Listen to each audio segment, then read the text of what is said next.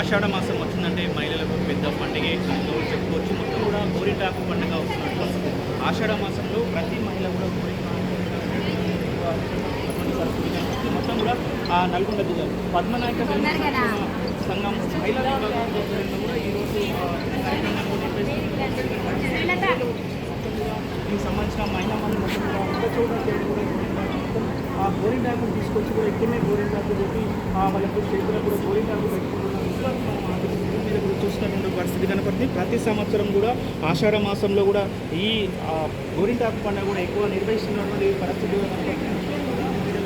ఎండాకాలం నుంచి వానాకాలం వస్తున్న క్రమంలో కూడా ఈ వర్షాకాలంలో కూడా నీటిలో పనిచేస్తుంటారు కాబట్టి సంబంధించిన ఏదైతే గోర్లకు చేతి గోర్లకు అదేవిధంగా కాళ్ళ గోర్లకు కూడా ఎలాంటి క్రిమి సంహారక క్రిములు చేరి కూడా ఇన్ఫెక్షన్ కాకుండా కూడా ఈ గోరింటాకును పెట్టుకుంటున్నారు. ఈ కాలం ఇది పురాతన కాలం నుంచి వస్తున్నటువంటి పరిస్థితి కనబడుతుంది. అప్పటి కాలంలో కూడా ఇప్పుడు మాత్రము శాస్త్రీయంగా కూడా మొత్తము కెమికల్స్తో వచ్చినటువంటి అవన్నీ కూడా మెహందీలు అట్లాంటివి పెట్టుకుంటున్నారు. కానీ పూర్వకాలంలో దీనికి సంబంధించి మొత్తం కూడా గోరింటాకు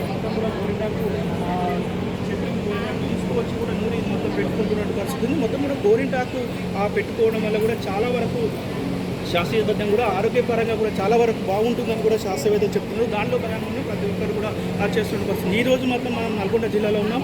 నల్గొండ జిల్లాకు సంబంధించి పద్మనాయక వెల్మ సంక్షేమ సంఘం మహిళా విభాగం ఆధ్వర్యం కూడా పెద్ద ఎత్తున వీరు గోరింటాకు కార్యక్రమాన్ని నిర్వహిస్తున్నటువంటి పరిస్థితి కనబడుతుంది. మొత్తం మన విజువల్లో చూసిన వీరందరూ కూడా చేతులకు గోరింటాకు పెట్టుకొని కూడా సంతోషం వ్యక్తం చేస్తున్నటువంటి పరిస్థితి కనబడుతుంది. మొత్తం కూడా ఎట్లా ఉంది దీని గురించి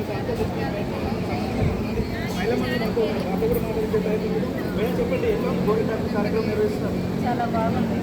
ఈరోజు నల్గొండ డివిజన్ పద్మనాయక వెల్మ అసోసియేషన్ తరఫున ఈరోజు మహిళలందరికీ నల్గొండ డివిజన్ మహిళలందరం కూడా కలిసి ఈరోజు ఆనందంగా గోరింటాకు ఫంక్షన్ జరుపుకోవడం జరుగుతుంది.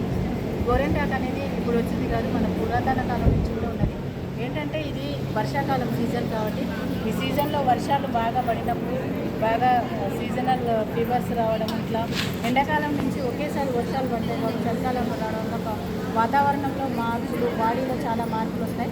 అందుకని ఈ గోరింటాకు అనేది ఒక మెడికల్గా ఉపయోగపడుతుంది.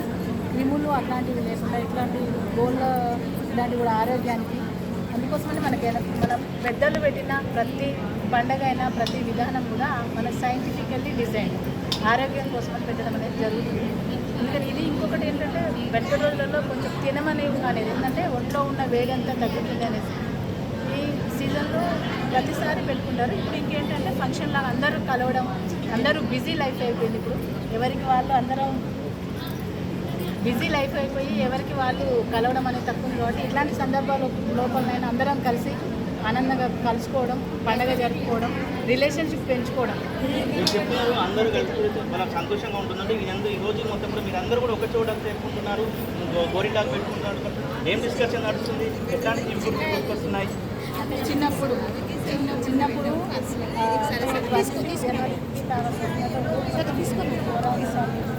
సంతోషంగా కూడా ఆ రోజు గుర్తొస్తుంది. అప్పుడు చాలా సంతోషంగా ఉంది. ప్రతి సంవత్సరం కూడా ఇట్లే జరుపుకొని అందరం కూడా కలిసి ఉన్నారు. ఈ గోరింటాకు పండుగ అనేది చాలా సంతోషంగా జరుగుతుంది. మేడం మీరు చెప్పండి, మొత్తంగా గోరింటాకు కార్యక్రమం